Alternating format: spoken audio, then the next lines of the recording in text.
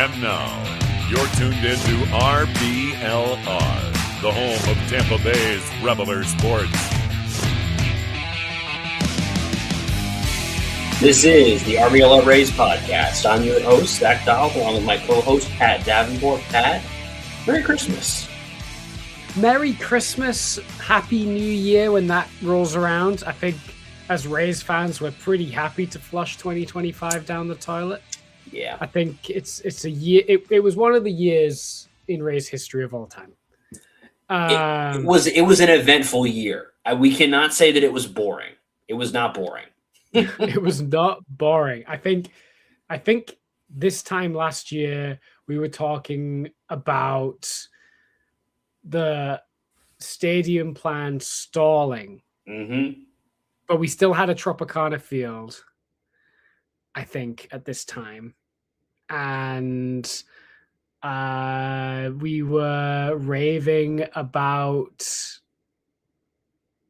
I don't know, did we make a move by this point? We didn't sign Ha-Seong Kim at this point. I'm not sure. Did we sign? Have we signed anyone at this point last year? Oh no, we've lost Zach. I've returned. Sorry. Oh, okay. Did we sign? Say again. Did we sign anyone by this time last year? We had. Ha-Seong Kim was after this time last year. Yeah. No, because this time last year was pre a lot of stuff that kind of heated things up as we were going into the start of this year. It was a weird time. There was so much focus on the stadium. You said it just a couple seconds ago. There was so much focus on the stadium. We didn't know what was going on. I don't know. I can't remember if we knew for sure we were playing in the Stein at this point. I think we either had just found out or we didn't know yet. It was a tumultuous time to be a Rays fan this time last year. Definitely. So we're glad to see the back of it. A more optimistic outlook for 2026, I hope. Although I feel like you might have some opinions about the outlook of the 2026 squad, which we will get to in a moment. My one non-Rays thing that I'll bring up is a UK-US cultural difference that I'm not sure exists. Are you familiar with pigs in blankets? I'm very familiar with pigs in blankets, yes.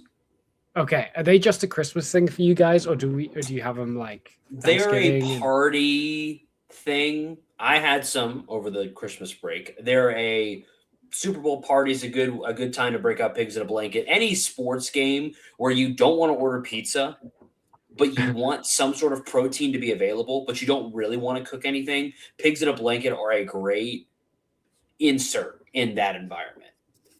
Okay, we literally only have them at Christmas.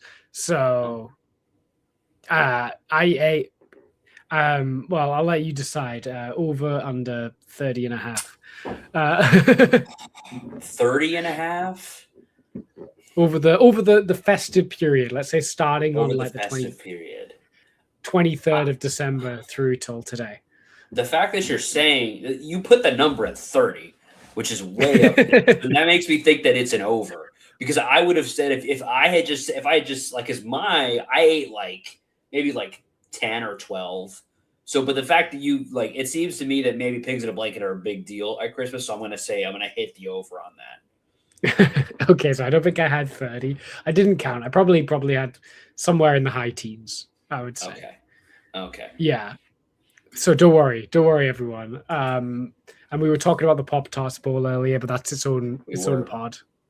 We should have a Pop-Tarts Bowl pod. I think it deserves its own pod, really. We were explaining to Pat about if you are a football fan, you know about the Pop-Tarts Bowl. If you're a college football fan, you know about the Pop-Tarts Bowl. It's everything that's right with college football and represents everything wrong with the college football playoff, and I'll leave it alone there. We don't have time for that because we've got a lot to talk about. You might think we don't have a lot to talk about because there wasn't that much Rays news necessarily this week.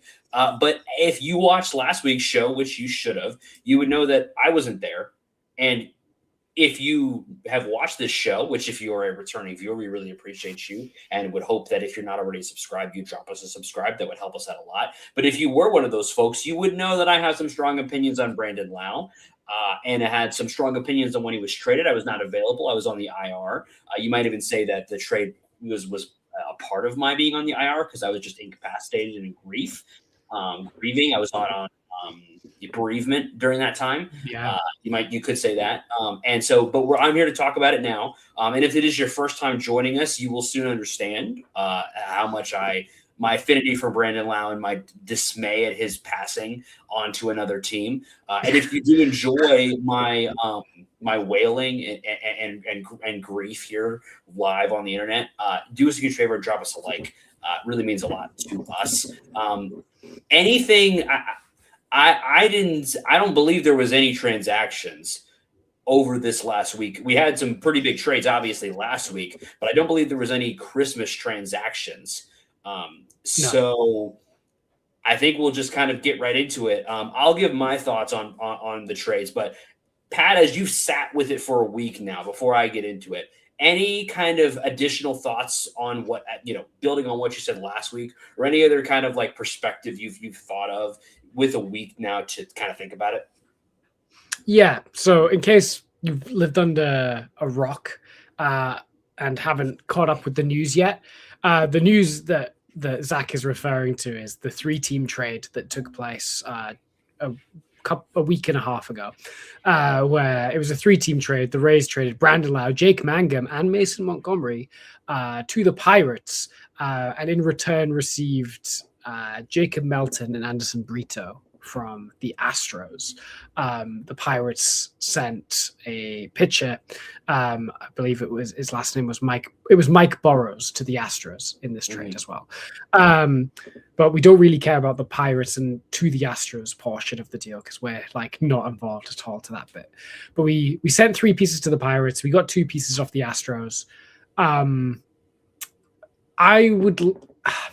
So I understand what you're about to say about Brandon Lau. You're about to say a lot of good things about Brandon Lau. And I think we have this conversation a lot where it gets hard. I don't think it gets harder, but it is upsetting to be a Rays fan because you can just never get attached to a player because you know sooner or later they're going to get moved on. And that is another big example of that. And that sucks and it's hard and it's a shame. But I also think, and this is where we might disagree, I think we might have seen the last year of Brandon Lau being a good hitter. Possible. There was lots of red flags around Brandon Lau, even last year, in the past season, that indicated that his production is not going to return to 2019 to 2021 form and is more likely to decline from here. He was a good and productive hitter last year, but I think the Rays thought this was their last chance to get any value out of him at all, and decided to move him then, which is a shame because we've already talked about how he was so close to making it higher on the all-time Rays home run leaderboard, and how much he meant to the team. But me and Carter talked a little bit about it. I think it was the right move. I think it's a shame, and anyone that wants to hear my deep thoughts can listen to last week's episodes when me and Carter talked about it. Let's hear from the number one Brandon Lau fan himself. What's your thoughts on the trade? You've had a while to sit on it now as well.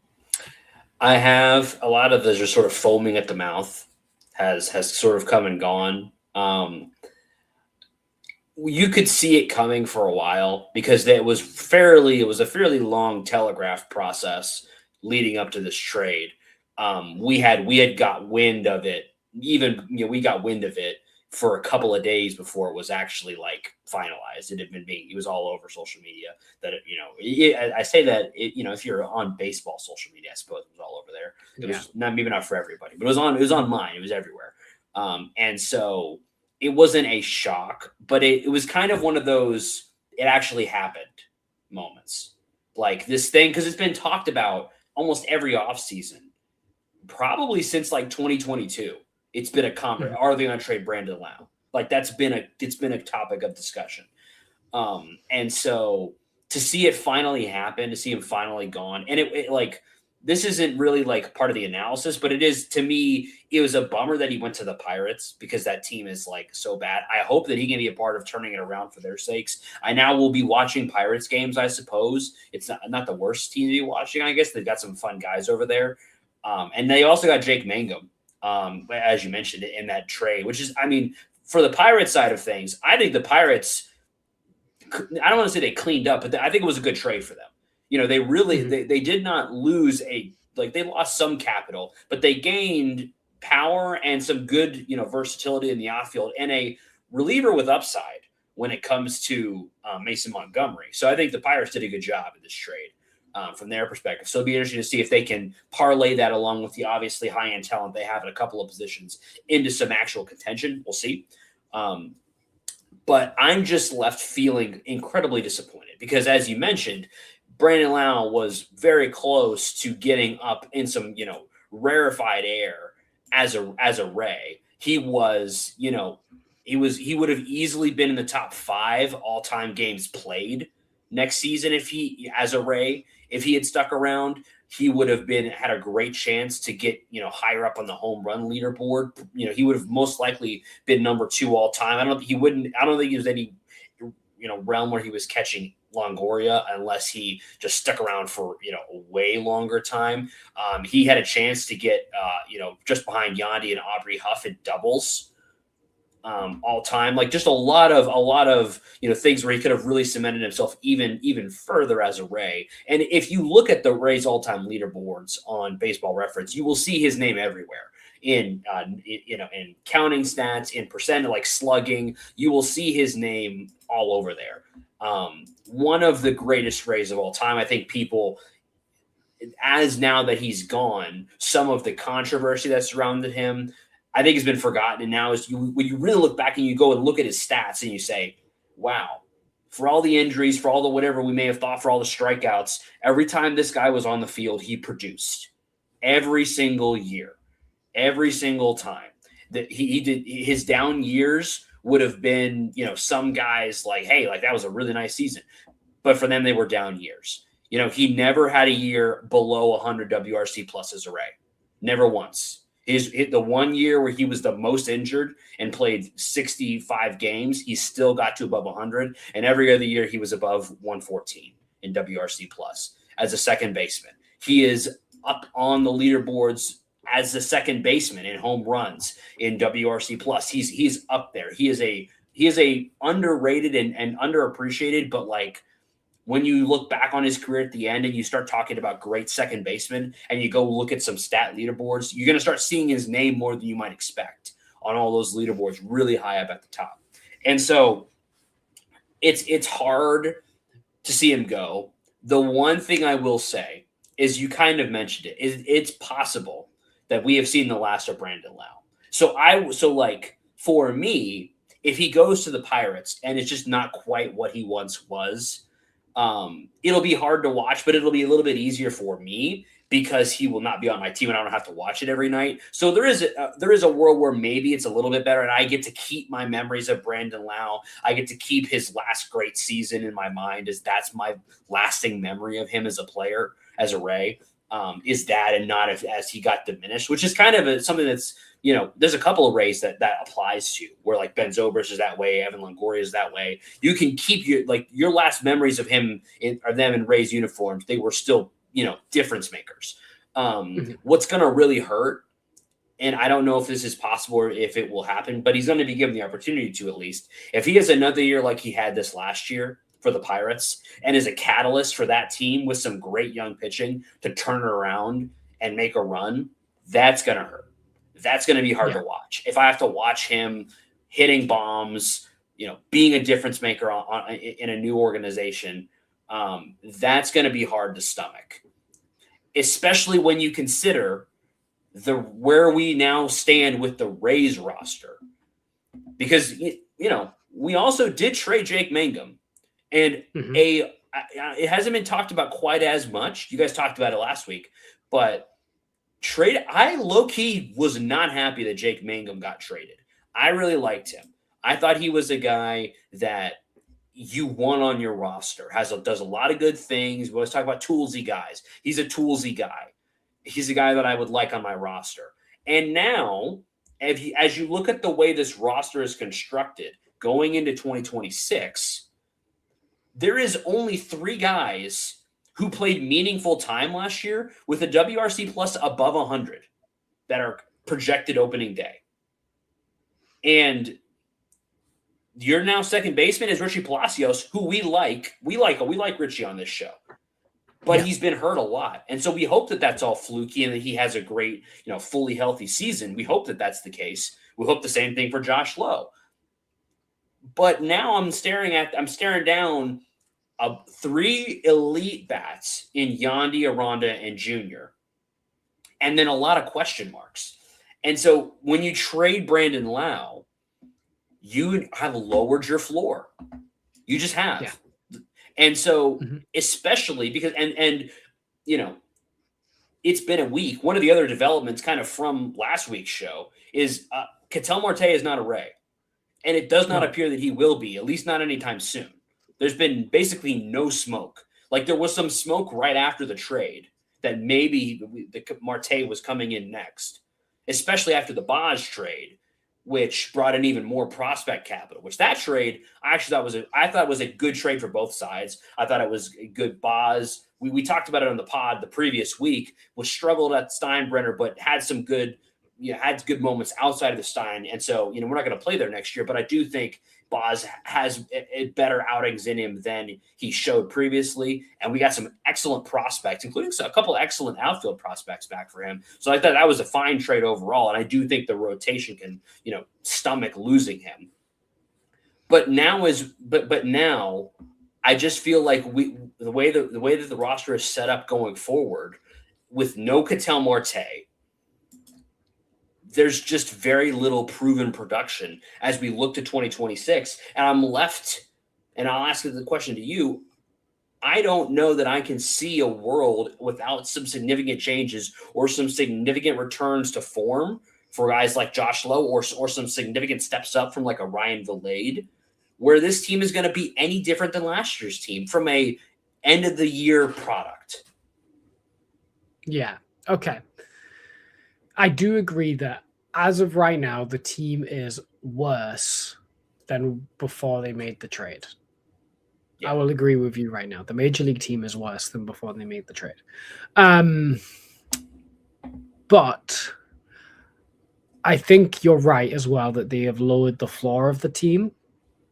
But I also think that they are opening up a ceiling for the team, not necessarily in 2026, but further down the line.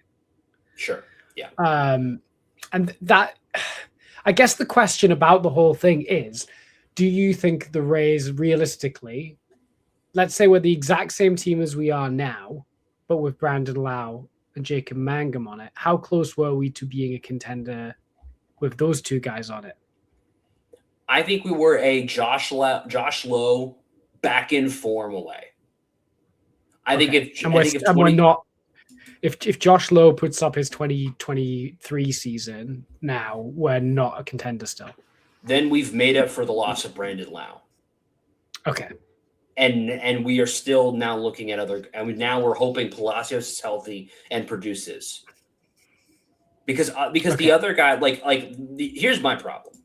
Chandler is great, but is he realistically, how much better is he going to be from an offensive production perspective? Assuming he's a starting outfielder, not a whole big difference there. DeLuca, if he's healthy, maybe there could be some. Maybe he could bring some, a little bit more. I don't want to say power, but a little bit more bat value with the good defense. Maybe that could improve over what Jake Mangum did. I think we can say that. You could squint your eyes and pretend that DeLuca is the Jake Mangum replacement.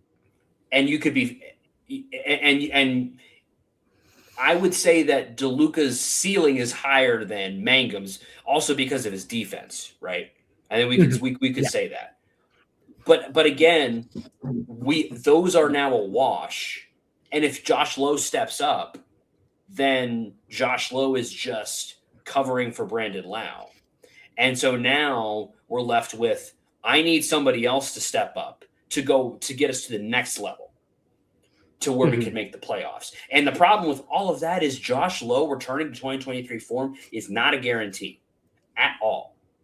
Johnny DeLuca staying healthy is not a guarantee. It seems likely because, again, a lot of the guys that were injured for fluke injuries, so you don't expect them to be injured again. It seems a little bit too coincidental. I don't know if these guys keep getting hurt, but we'll see.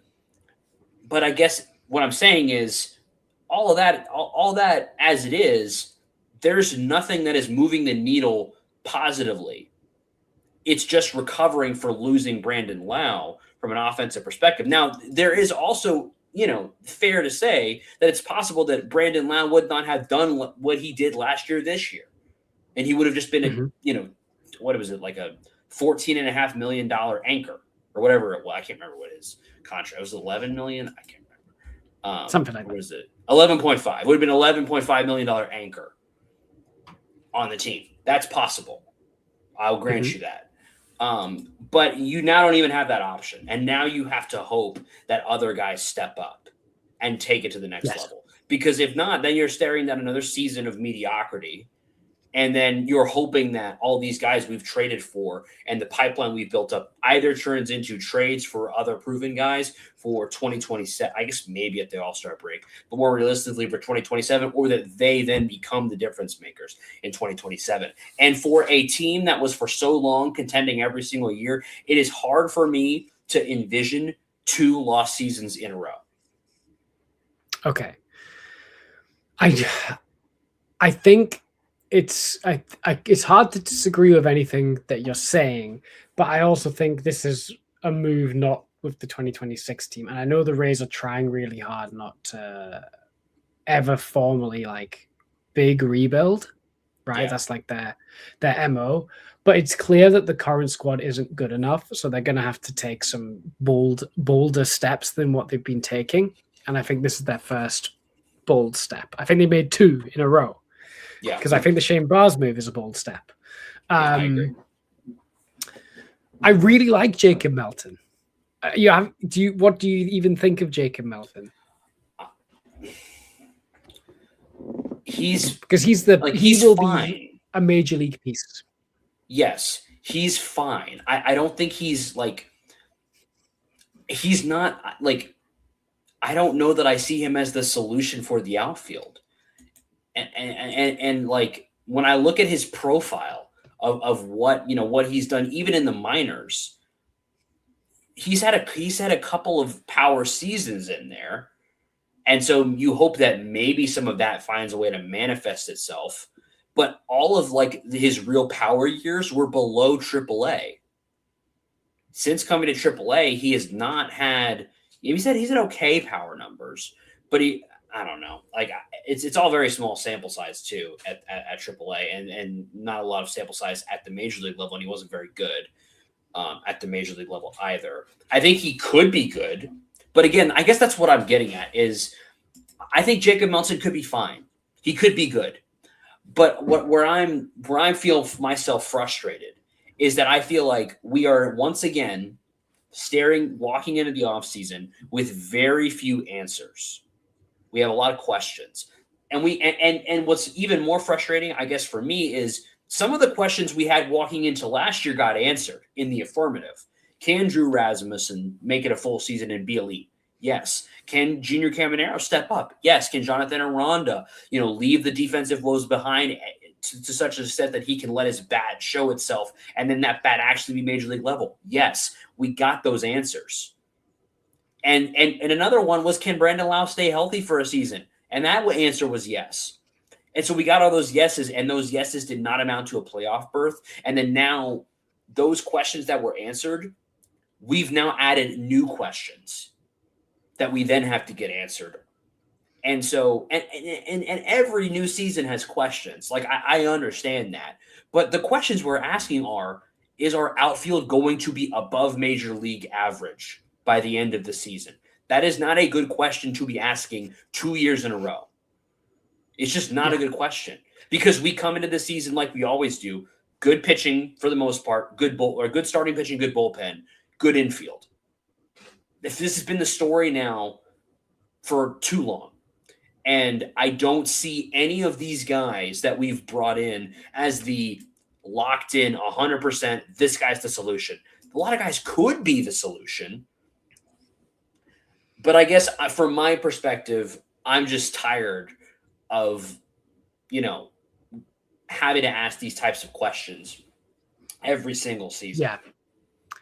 I guess the Rays' response to that question is they're trying to hedge their bets a little bit more, right? So last year, we had our starting 3 outfielders of Morel, DeLuca, and Lowe. And then DeLuca and Lowe were hurt immediately. Yeah. So then you had to run Meisner and Mangum. It's easy to forget that Mangum was not the plan. Correct. Right? Yeah. So then you're running Meisner, Mangum. Simpson ended up getting up there, and then Everson Pereira ended up in the mix as well. Tristan Peters, Stuart Fairchild, Travis Jankowski. I think the flaw on the new group has been deliberately made steadier. They have brought in guys that are way steadier and way higher floor guys, like Mullins, like Fraley. Okay, those are the guys that are going to raise your floor of the outfield. I think if you can have your doubts about Mullins, because I think you could definitely sell me either way on whether Mullins is going to be good or bad. Yeah. I think Fraley's going to be completely unspectacular but serviceable. And then, but I think they've got those 2 guys that if all else fails, these guys will be okay. They're not going to be good, but they'll be fine. Yeah. And then you've got your Jacob Melton, who's like, hey, if this guy clicks, he's the answer. Jacob Melton, to me, has a very similar profile to Josh Lowe. Yeah. But with better defense and faster speed, less proven track record at contact in the major league level. Yeah. But then, lest we forget how bad Josh Lowe's 2022 was. Sure. So you think that Melton could be this year's Morel in the sense that if he works out, he's now your solution, your everyday left fielder. Yeah. Okay. I do. And I think I think he's going to be on Josh Lowe's trail, actually, more than Cedric Mullins. I think it's going to be a Mullins. I think they're going to start the season, health permitting, with a Mullins, DeLuca, Lowe outfield. Yeah, I think. I agree. Unless something crazy happens in spring, I think Melton will start the season in AAA, but will be Josh Lowe. If you get hurt, if you don't get off to a good start, bye. See you later. Yeah. Yeah. And so, with all that said, I'm left feeling just kind of like I'm sad. Yeah. I'm going to be honest, because it feels like the end of an era. It is the end of an era. I think, if you look at the 2020 World Series squad, McClanahan and Yandy, I think, are the only 2 surviving members. Yeah, because Fairbanks is gone as well. Yeah, Fairbanks went to the Marlins. He signed with the Marlins, so he's officially gone. So it is the end of that amazing 2019 to 2023 run. Yeah. I think and who knows how long. I think Yandy's got another year in him with the Rays. At least. I don't know if it's how long it goes after that, but who knows?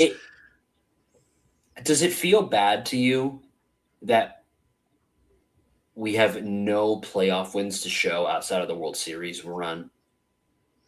Yeah, it feels awful. It feels awful. And that's the worst one, because you felt like in 2021 that was like every bad bounce, like every borderline call just didn't work in that Red Sox series. And that 2023 one was the 2023 one was maybe worse because they just didn't show up at all. Like it felt like we just lost every coin flip to the Red Sox, but in that Rangers series, it felt like we were a good team that just like completely didn't show up. And in 2022, I don't think we were like good enough to do that much, really. But in 2021 and 2023, it's a shame. I guess we did get a win. We did get a win. We did get one. I misremembered. We did get one playoff win against the Red Sox. We won game 1, went up 5-0 against the Red Sox in game 2, and then lost. But yeah, it does suck. But I don't think it's through them doing anything wrong. I think it's just baseball's a horrid sport when it comes to the playoff times, right? Yeah, and I guess my point in saying that is, as we look to the future. And we look to like, when could this team be, competing for a World Series again? I'm not sure I have an answer for that, which for a small market team, in a way that's just kind of, what you expect. Small market teams aren't going to compete for the World Series, but it felt like we had something different. We had something special, and maybe we still do, because again, as much as I've kind of been dooming on this episode. So sorry if you guys needed some pep in your. Hopefully it's Christmas. You guys should have plenty of pep in your step. But if you needed some pep, you're not getting it from me. But the future is still bright. The pieces we got back in the Boz trade were excellent. In particular, Slater DeBrun. I'm excited about him. So there is some there, and there's plenty of guys in the Rays minor league system that we have a lot of hope for, not even including Aranda and Caminero, who you can build around. And so I guess what I'm kind of mourning a little bit is not just that Brandon Lowe is gone, but it feels like 2026 is dead. And it's not. We're going to play a full season, and anything can happen. The players could figure it out. Shane McClanahan could come back and be awesome. Pepio could be awesome. Ian Seymour could be awesome. The bullpen could be awesome, and we could make a great run, and we could make a crazy acquisition. Like it could happen. If 2026 is dead, how far away are we from being alive? Let me put some hypotheticals out to you. Okay. Like what could Frankenstein, it's alive, this 2026 Rays team that could happen in the offseason, like before a ball is thrown. If the Rays signed Zach Littell this offseason, would that make the season alive? It wouldn't make it. I don't think it would make it alive, but I would feel even more confident about the pitching staff, because I would feel like now Ian Seymour is your 5, and I feel pretty good about our rotation of Ian Seymour as the 5. Okay, what if the Rays signed JT Realmuto and let's say who else is like a solid major leaguer that's kind of out there right now? Someone like, and I don't know, maybe they trade for like Ke'Bryan Hayes to play him at second base. We would definitely be like a move like that. We would be interesting. We would now be like, the path is there. It's still like, Realmuto is not what he once was. But like Brian Hayes is interesting. And Realmuto is interesting. And if you do all 3 of those things, like, okay, now like you have my attention, What if we traded for Ketel Marte? Season's back on. Okay. Because again, if you trade for Ketel Marte, you have now completely replaced and exceeded what Brandon Lowe was. Mm-hmm. And then you all the what ifs. If you just get 1 or 2 of those what ifs, now we're in business. My concern was, what if we signed Cody Bellinger? Well, yeah, obviously that's the number one thing that would fix the team is we need a real answer in the outfield.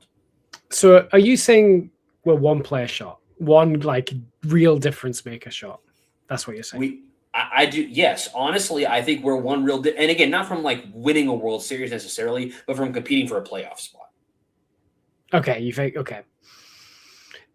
Well, maybe the Rays will find a difference maker, but then also like, I'm sure going into the 2023 season, we were like, I can't believe the difference maker is going to be Luke Raley, and then he was, right? And that's where it's possible. And I'm not going to, and that's why I'm going to watch every game, because it could happen.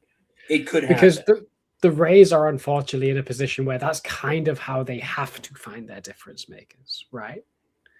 Right. Not because they can't afford it. It's because, you know, we've already discussed that these payroll restrictions are arbitrary and at the owner's kind of discretion. They don't. Yeah. They're not salary capped at 90 million. Right. But they're choosing to salary cap themselves. Correct. So if they're going to do that, which sucks, right? And it does suck. Let me be 100% clear. They shouldn't need to do that. But they, if they're going to do that, the only way to find difference makers is for Ryan Vilade to pop off randomly, or like getting a Luke Raley, or you know, that kind of player. Yeah. Jacob Melton. Yeah. So they've got to take this. I think and the problem is those risks that they've been taking over the past like 3 off seasons have not worked. Yeah. Yeah. And the big one was, I think, you know, we talk about this all the time, but 5 happening and Morel not working out really hurt this team. Those two things in particular, I think, set this team back more than we can say. Yeah, the Paredes trade. I mean, me and Carter talked about it last week. Ty Johnson could still save it. True. But right now it's a bad look. It's a bad look for sure. Yeah. Because Paredes, he's still doing well. And would be nice to have him at second base, wouldn't it? And obviously he didn't last that long at the Cubs, but that's because they got Kyle Tucker. Right. So you go, right, we could have got Kyle Tucker, we got Chris Morel. You're like, what do we do? And Chris Morel only lasted the same amount of time as Kyle Tucker on the Cubs. So I would have rather have taken the 1.5 years of Kyle Tucker than the 1.5 years of Morel, because even though Morel had more team control, we DFA'd Morel before because he was that bad, right? So correct. Yeah, it's a bad look. And it's hindsight's always 2020. So but I think what you're getting at is what in previous years had just come out all aces, and we were just like banger after banger. We've missed on some, or Eric has missed on some, as you know, we're on first name basis, me and Eric Neander, missed on a couple. And so now we're reaping, and Wander is not his fault. But we're reaping the consequences of those things not working out. And now the good news is, of course, Junior Caminero still exists. He is going to play in the World Baseball Classic for the Dominican. I can't remember if you guys talked about that last week, but he's going to play for the Dominican Republic, which is going to be that's a stacked team, by the way. If you go look at that roster, it's a real fight to get on that roster. So that's going to be fun, by the way. I'm looking forward to that. Yeah, we got a few players on Team USA too. They've got Griffin Jacks. They got didn't Brian Baker go there as well? Yeah, and here's a question: how do we feel about our potential closer pitching in WBC? Yeah, man, do it. Because USADA got off to a rough start last year, and I think it'd be good for him to get the reps in. It did Rosarena a world of good when he played for Mexico. And it did Junior really good, obviously, playing in the Dominican League and doing what he did. Yeah. I think it's good to get real reps in, because I think in spring training, the energy, the actual effort can fluctuate. Yeah. Right. Sometimes you're not actually trying how you would in a game. Sometimes you're right, I'm going to challenge myself to do a particular thing, which is not what I would do in a real game. In MLB The Show, when they're try and take the first 3 pitches no matter what, or whatever.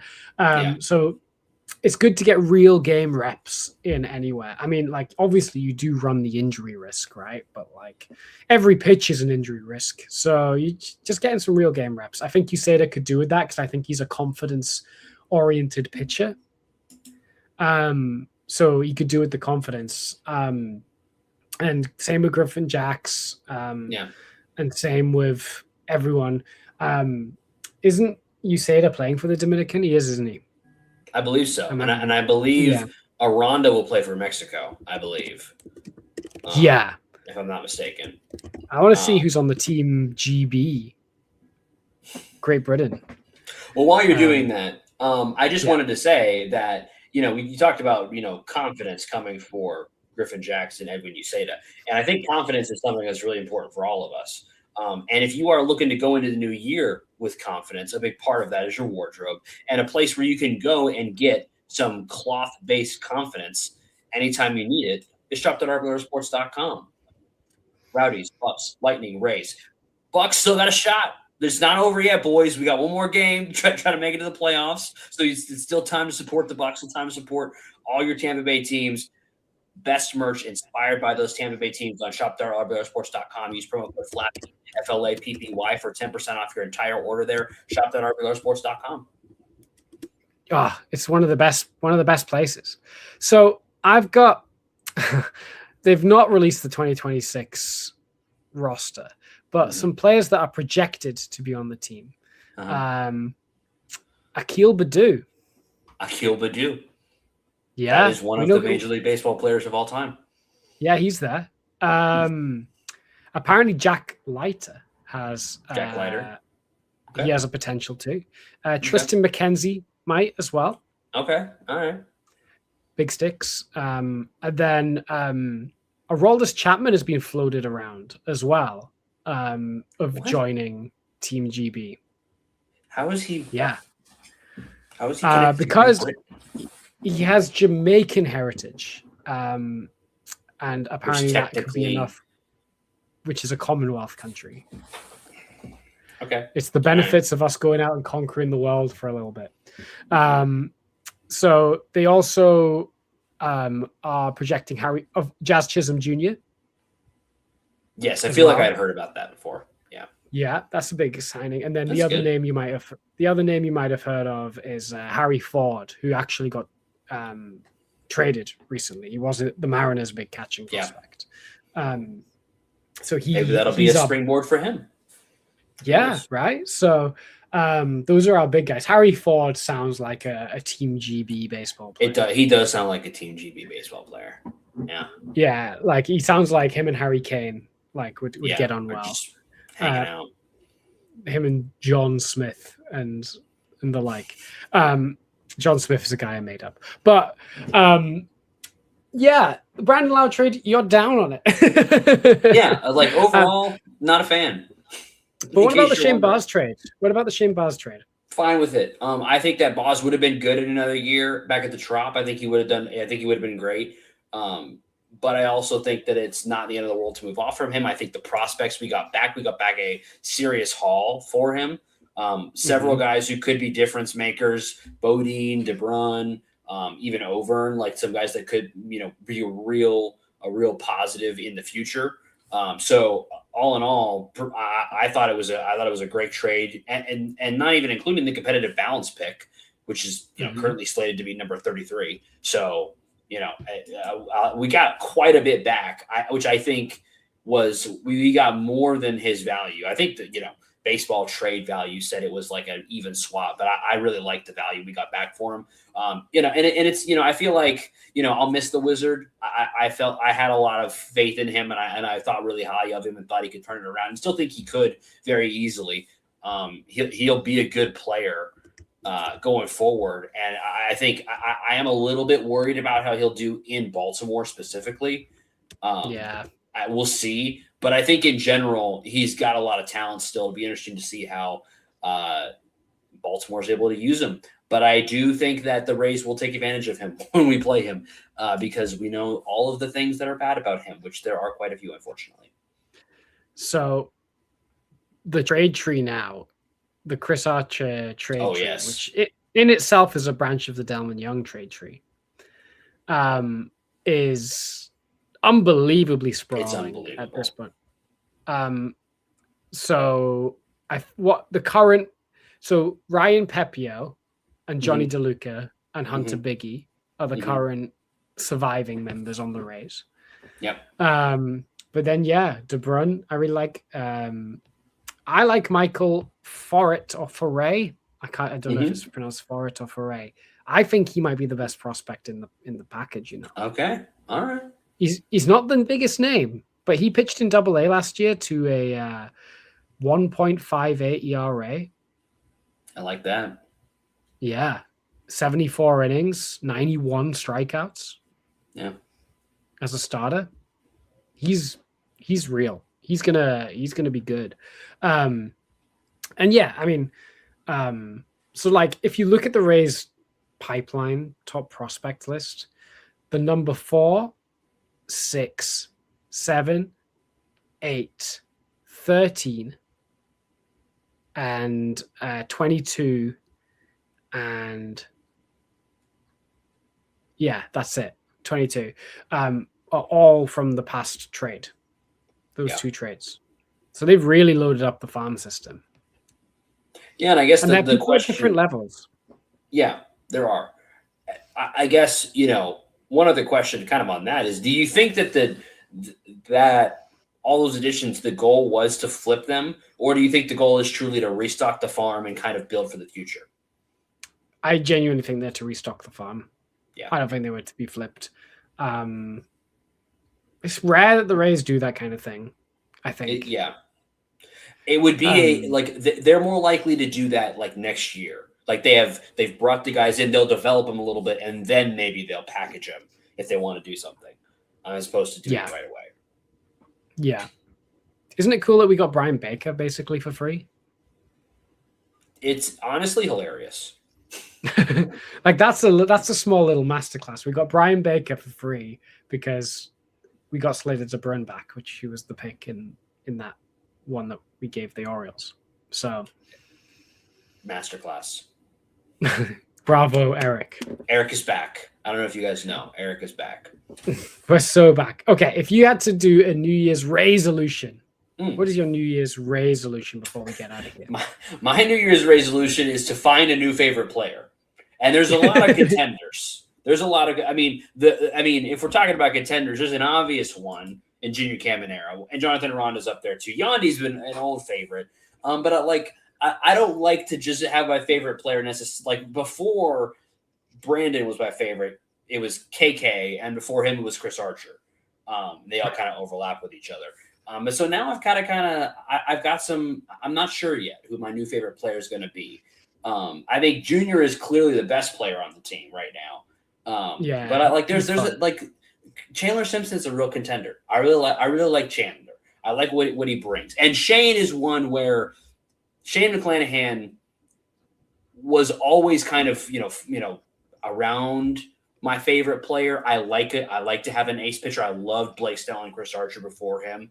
And so I loved for McClanahan to kind of step back into what he was before. That would be a really cool story. There's a couple contenders out there, but that's going to be hopefully by mid-season, I will have a new favorite player that I will constantly sunshine pump no matter how they're playing. Yeah, 100% agree. I think mine will be, I need to go to the Trop. It's about that time. I still have never been to Tropicana Field. I'm one of those plastic fans that talks about the team all the time, but has never seen them live in person. I've seen the Blue Jays play in person. I've also seen the Blue Jays AAA affiliate play in person, but I have not seen the Rays play in person. It was when the Blue Jays had Vegas as their AAA affiliate, and I was in Las Vegas, and I saw them. The Las Vegas 51s. There we go. Yeah, I think they're the Las Vegas Aviators now. Nice. And I think they're the A's AAA affiliate now. And the Blue Jays game I saw was Sonny Gray's last start for the A's. Nice. Yeah, he was a big trade deadline chip at the time. Mm-hmm. So me and my dad were on Hug Watch during that start. But yeah, I need to go see the Rays. I need to go see the Rays in person. So I'm going to try this summer to get get my butt to Tropicana Field now that it's back in its full glory. You should. People who listen to the pod, you got to message me things to do in Tampa Bay or St. Petersburg or both, particularly close by to the Trop. Like if I'm making a visit to the Trop, what should I hit up? What should I do? Good bars, restaurants around the place. You got to let me know. Hidden gems, not the touristy traps. Yeah. So that's my New Year's resolution. If you want to be a part of getting Pat over here to the United States to watch a Rays game, which we'd really appreciate, a small token that you could do for us is drop us a subscribe over on YouTube. Drop us a follow on the socials. We would really appreciate it. It's free. It just supports us, lets you know you enjoy the show. And we're here to bring you the best Rays podcast all season long. We occasionally talk a couple other things, but it's a Rays podcast through and through. That's what we cover. And we bring it for you guys every single week. And we hope that you enjoy. And we're going to keep bringing it all off season long.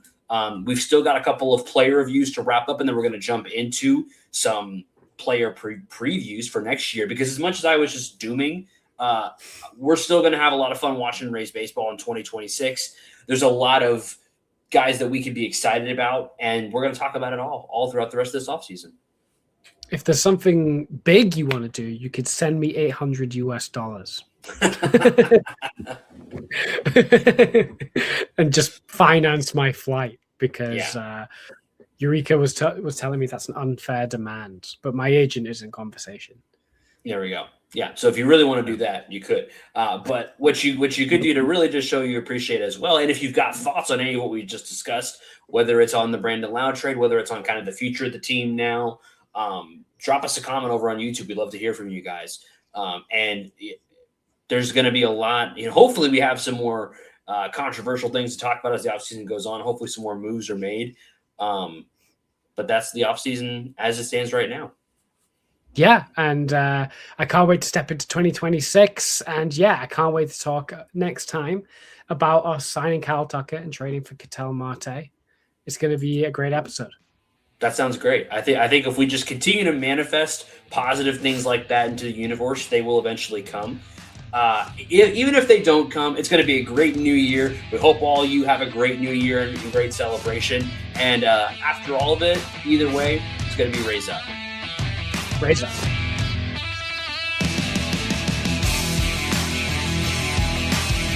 Thank you for tuning into this presentation by RBLR Sports. On your way out of the stadium, please remember to like and subscribe.